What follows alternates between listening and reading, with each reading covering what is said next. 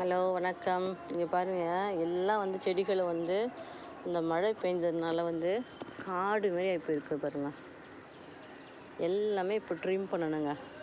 இந்த செடி கொடிகள் எல்லாம் ட்ரிம் பண்ணி விட்டால் தான் வந்து நல்லா செழிப்பாக வரும், நல்ல பூக்கள் கொடுக்க வேண்டியது பூக்கள் கொடுக்கும், காய்கள் கொடுக்க வேண்டியது காய்கள் கொடுக்கும்.